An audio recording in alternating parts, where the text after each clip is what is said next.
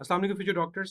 PMDC ने MD cat 2025 के syllabus को अनाउंस कर दिया और आप देखते हो कि मेजर जो चेंज है आपको फिजिक्स में नज़र आता है कि एक तरफ फिजिक्स की परसेंटेज को रिड्यूस कर दिया गया, नंबर ऑफ एमसीक्यूज को कम कर दिया गया और दूसरी तरफ फिजिक्स के अंदर कुछ न्यू यूनिट ऐड कर दिए गए।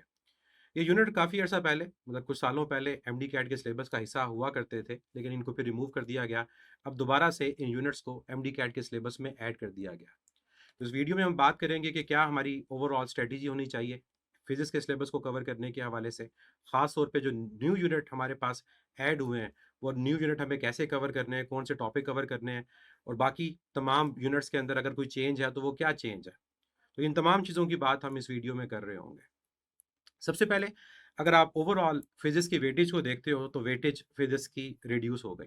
पहले केमिस्ट्री की और फिजिक्स की वेटेज सेम होती थी, अब आपको नज़र आ रहा है कि फिजिक्स ओवरऑल 20% है और 36 एमसीक्यूज है। लेकिन अगेन, चाहे आपके पास फिजिक्स के एमसीक्यूज 36 हों या सिर्फ 6 हो, आपके पास वो 6 एमसीक्यूज इंपॉर्टेंट है। अगर आप एमडी कैट के अंदर एक अच्छा स्कोर करना चाहते हो ताकि एक अच्छे मेडिकल कॉलेज में आपका एडमिशन हो, तो फिर आपके लिए हर एक सब्जेक्ट, हर एक एमसीक्यू इंपॉर्टेंट है। आपने हर एक चीज़ को कवर करना है ताकि आपके पास कोई भी वीक एरिया ना हो और आप एक अच्छा स्कोर करके एमडी कैट को क्रैक भी करो और अपना एडमिशन सिक्योर भी करो। ये दोनों चीज़ें आपके लिए इंपॉर्टेंट है। बाकी अगर एमसीक्यूज को देखें कि क्या उनका डिफिकल्टी लेवल होगा, तो 15% आपके पास इजी एमसीक्यूज हैं, 70% मॉडरेट और फिर 15% आपके पास डिफिकल्ट एमसीक्यूज है। और ये लास्ट ईयर की तरह का ही है, सच इसमें इतना चेंज नहीं, लेकिन मेन जो चेंज है वो ओवरऑल वेटेज और नंबर ऑफ एमसीक्यूज में है। अब अगर हम सिलेबस को देखें तो सिलेबस के अंदर हमें जो चेंज नज़र आता है वो स्टार्ट से ही नज़र आता है। वेक्टर्स और इक्विलिब्रियम, आपके पास ये यूनिट जो है अगर पंजाब केपी के फेडरल बलोचिस्तान की बुक में देखो तो ये इसी नाम से है, लेकिन सिंध के अंदर ये जो यूनिट है वेक्टर्स का, ये काइनेमेटिक्स के नाम से है। और काइनेमेटिक्स के नाम से जो यूनिट है स्टार्ट ही वेक्टर से होता है। अब वो जितने टॉपिक्स आपके पास काइनेमेटिक्स के अंदर स्टार्ट में अवेलेबल हैं वो सारे के सारे टॉपिक्स इन्होंने सिलेबस में ऐड कर दिया। लेकिन अगर आप बाकी प्रोविंसेस में देखते हो तो पूरा का पूरा यूनिट ऐड नहीं किया गया। सिर्फ 3 टॉपिक्स यहाँ पर मेंशन है। एक, sum of vectors using perpendicular components, means हमें वेक्टर को रिजॉल्व करना आना चाहिए। वेक्टर को रिजॉल्व करके रेक्टेंगुलर कंपोनेंट्स के थ्रू हम वेक्टर्स को कैसे ऐड करते हैं, ये टॉपिक हमारे पास ऐड हो गया। लेकिन हमें वेक्टर्स की बेसिक पता होंगी तभी हम इस टॉपिक को समझ सकते हैं। अब बेसिक में एडिशन ऑफ वेक्टर्स है, सब्ट्रैक्शन ऑफ वेक्टर्स है, रेजोल्यूशन ऑफ वेक्टर है, रिजल्टेंट वेक्टर है, ये तमाम चीज़ें हैं। फिर इसके अलावा जो टॉपिक ऐड किया वो प्रोडक्ट ऑफ वेक्टर्स का किया। अब प्रोडक्ट ऑफ वेक्टर्स दो तरह के होते हैं, स्केलर प्रोडक्ट और वेक्टर प्रोडक्ट। हम पहले भी फिजिक्स के सिलेबस के अंदर स्केलर और वेक्टर को पढ़ते हैं। जैसे वर्क को अगर देखो तो वेक्टर स्केलर प्रोडक्ट की एग्जांपल है। अगर हम लोग एंगुलर क्वांटिटीज को देखें, v is equal to omega cross R, तो वो किसकी एग्जांपल है? वो हमारे पास एग्जांपल है क्रॉस प्रोडक्ट की। इसी तरह से magnetic force on a charge, magnetic force on a conductor, वो क्रॉस प्रोडक्ट की एग्जांपल है।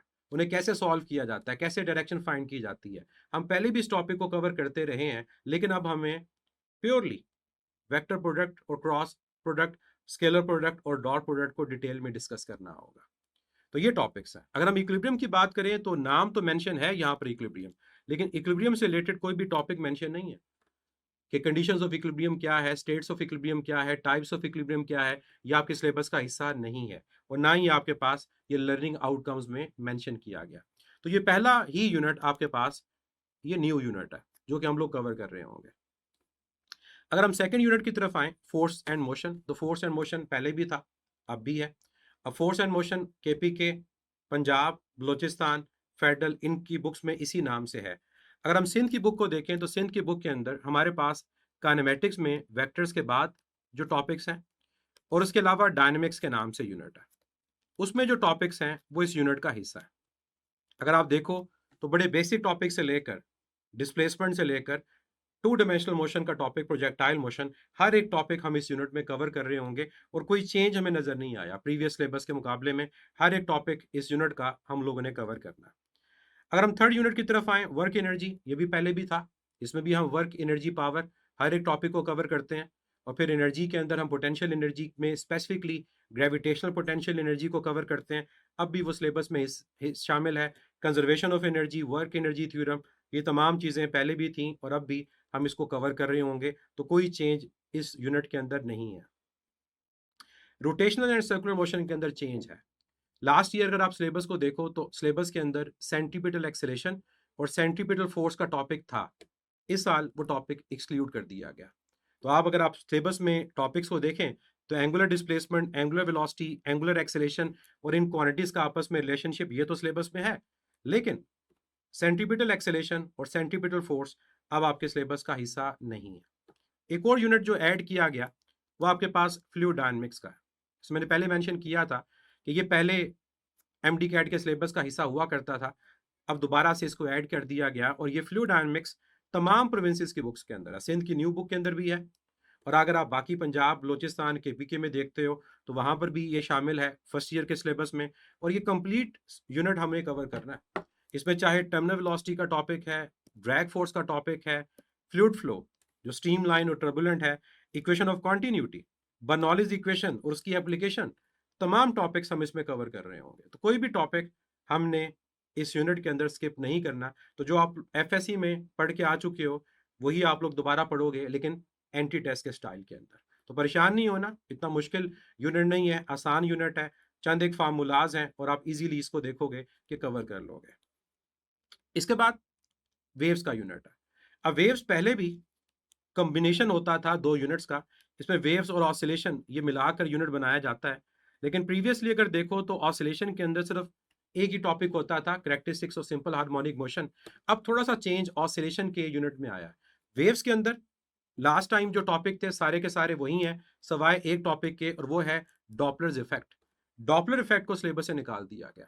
तो पहले डॉपलर्स इफेक्ट था, अब सिलेबस में डॉपलर्स इफेक्ट नहीं है। बाकी तमाम टॉपिक्स वही हैं जो पहले भी सिलेबस का हिस्सा थे। ऑसिलेशन में जैसे मैंने मेंशन किया, जो चेंज आया है वो इस टॉपिक का आया है, यूनिफॉर्म सर्कुलर मोशन और सिंपल हार्मोनिक मोशन। ये जब बॉडी सर्कल में मूव कर रही होती है और वो यूनिफॉर्म सर्कुलर मोशन हो, तो उस बॉडी का जो प्रोजेक्शन होता है वो सिंपल हार्मोनिक मोशन शो करता है। अब ये टॉपिक हमें कवर करना है। एक इंपॉर्टेंट टॉपिक है, लेकिन इतना डिफिकल्ट नहीं है, इतना परेशान नहीं होना। इसकी इक्वेशंस पहले भी हम सिंपल हार्मोनिक मोशन में यूज करते रहे हैं, अब बस हम उसको डायग्राम की फॉर्म में देखेंगे कि बॉडी जब सर्कल में मूव करे तो कैसे उसकी डिस्प्लेसमेंट, वेलोसिटी और एक्सेलरेशन को फाइंड किया जाता है और क्या उसकी मैथमेटिकल इक्वेशंस है। थर्मोडायनेमिक्स का यूनिट कोई चेंज नहीं है, पहले भी हम लोग फर्स्ट लॉ पढ़ते थे, मोलर स्पेसिफिक हीट पढ़ते थे, अब भी वही हमने टॉपिक कवर कर रहे हैं। साथ जो उनकी बेसिक्स हैं, heat, work, internal energy, thermal equilibrium, वो अब कवर कर रहे हैं, पहले भी करते थे। तो कोई चेंज आपको थर्मोडायनेमिक्स में नजर नहीं आ रहा। इलेक्ट्रोस्टैटिक्स में कोई चेंज नहीं है, तमाम टॉपिक्स वही हैं जो प्रीवियस सिलेबस में थे, और पूरा का पूरा चैप्टर जो आप एफएससी में पढ़ते हो वो सारा का सारा हमने कवर कर रहा है। करंट इलेक्ट्रिसिटी में भी कोई चेंज नहीं है, तमाम टॉपिक्स वही हैं जो पहले भी सिलेबस में थे, अब भी उन्हीं टॉपिक्स को ऐड किया गया, किसी भी तरह का चेंज नहीं है। इलेक्ट्रोमैग्नेटिज्म अगेन लास्ट ईयर वाला सिलेबस के टॉपिक, कोई चेंज नहीं। इलेक्ट्रोमैग्नेटिक इंडक्शन में चेंज आया, और वो चेंज ये आया कि अल्टरनेटिंग करंट जनरेटर को निकाल दिया गया। तो पहले अगर आप देखो तो एसी जनरेटर आपके सिलेबस का हिस्सा होता था, अब आपको एसी जनरेटर का टॉपिक इलेक्ट्रोमैग्नेटिक इंडक्शन में नजर नहीं आता, लेकिन अल्टरनेटिंग करंट का यूनिट ऐड कर दिया गया। ये तीसरा यूनिट है जो ऐड हुआ सिलेबस में, अल्टरनेटिंग करंट। तो अल्टरनेटिंग करंट के अंदर आप लोग क्या पढ़ रहे होगे?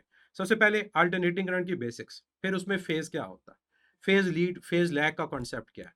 और जब फेज लीड और फेज लैग की बात की जाती है तो बेसिकली वोल्टेज और करंट का कंपैरिजन किया जाता है कि उनमें कौन लीड कर रहा है, कौन लैग कर रहा है। और फिर इसी से कनेक्टेड टॉपिक कि alternating current across register, capacitor और इंडक्टर, इन्हें हम कवर करेंगे। और फिर इनके कॉम्बिनेशंस को भी देखेंगे, R C, R L, R L C. तो मुश्किल टॉपिक लगता है लेकिन इतना नहीं है, कंपैरिजन की फॉर्म में बड़े अच्छे तरीके से ये आपका चैप्टर जो है ये कवर हो जाता है। और फिर एक और टॉपिक इलेक्ट्रोमैग्नेटिक वेव्स का, पहले हम इलेक्ट्रोमैग्नेटिक वेव्स को वेव्स के अंदर पढ़ते थे, लेकिन अब आप इसको एक सेपरेट टॉपिक की फॉर्म में कवर कर रहे होंगे। इलेक्ट्रॉनिक्स के अंदर एक छोटा सा चेंज आया, और वो चेंज ये है कि पहले तो सिर्फ रेक्टिफिकेशन था, हाफ वेव और फुल वेव, लेकिन हम रेक्टिफिकेशन से पहले हमेशा बेसिक चीज़ें पढ़ते थे कि पीएन जंक्शन क्या है, बाइसिंग क्या है। अब उन्होंने स्पेसिफिकली उसको मेंशन कर दिया कि पीएन जंक्शन, फॉरवर्ड और रिवर्स बाइसिंग, इसको आपने कवर करना है। तो ऐसा फिजिक्स सेकंड्स के स्टूडेंट के लिए चेंज नहीं है, लेकिन सिलेबस में ये चेंज हमें नजर आ रहा है। उसके बाद dawn of modern physics, atomic spectra, nuclear physics, कोई चेंज नहीं है, जो प्रीवियस सिलेबस था वही सिलेबस इस दफ़ा भी है, तमाम टॉपिक्स वही हैं जो आप लोग पहले भी कवर करते थे। तो मीन्स ओवरऑल हमें चेंज जो नज़र आता है, एक दो टॉपिक्स के निकलने का, एक दो टॉपिक्स के ऐड होने का, और इसके अलावा 3 न्यू यूनिट्स का। एक वेक्टर से रिलेटेड, एक फ्लूइड डायनामिक्स और तीसरा अल्टरनेटिंग करंट। लेकिन अगेन परेशान नहीं होना, फिजिक्स सेकंड्स के उस्ताद जी आपके साथ हैं और बड़े अच्छे अंदाज से हम इन तमाम न्यू यूनिट्स को कवर करेंगे और इन चेंजेस को हम क्या करेंगे बेसिकली अपने गले से लगाएंगे। और अब बेसिकली हम कहेंगे कि अल्लाह का शुक्र है कि हमें चेंजेस का वेल बिफोर टाइम पता चल गया, ताकि हम एक अच्छे तरीके से उसकी तैयारी को कर सकें। तो बिल्कुल परेशान ना होइएगा, आपका काम मेहनत करना, कोशिश करना है। हमारा काम आपके साथ इस कोशिश को जारी रखना है, आपके लिए दुआ करना है और इंशाल्लाह इन तमाम चीज़ों के साथ आप लोग एमडी कैट को ज़रूर क्रैक करेंगे और अपने ड्रीम मेडिकल कॉलेज में ज़रूर एडमिशन लेंगे। तो मैं हूँ आपका फिजिक्स का उस्ताद मुदस्सिर ज़िया और आपको पता होना चाहिए कि 13 जून से न्यू सेशन स्टार्ट हो रहा है और इस सेशन के अंदर हमारा फोकस मेनली इन चेंजेस पे होगा और इन चेंजेस को माइंड में रखते हुए हम लोग तैयारी करेंगे और बड़े एक अच्छे अंदाज में तैयारी करेंगे। लाइव लेक्चर्स होंगे, लेक्चर नोट्स होंगे, रिकॉर्डेड लेक्चर्स होंगे, मेंटी मुकाबलाज होंगे, यूनिट वाइज टेस्ट होंगे, quarter half full syllabus test होंगे और बेतहाशा और फैसिलिटीज़, जिनमें सबसे इंपॉर्टेंट तमाम टेक्स्ट बुक की शॉर्ट लिस्टिंग है, ताकि तमाम बुक्स को पढ़ना ना पड़े। उन शॉर्ट लिस्टिंग के थ्रू क्विकली हर यूनिट पे हर टॉपिक को रिवाइज कर सकते। तो याद रखिएगा 13 जून और इंशाल्लाह एक नए अंदाज में उसमें हम तैयारी को स्टार्ट करेंगे और एमडी कैट को क्रैक करेंगे।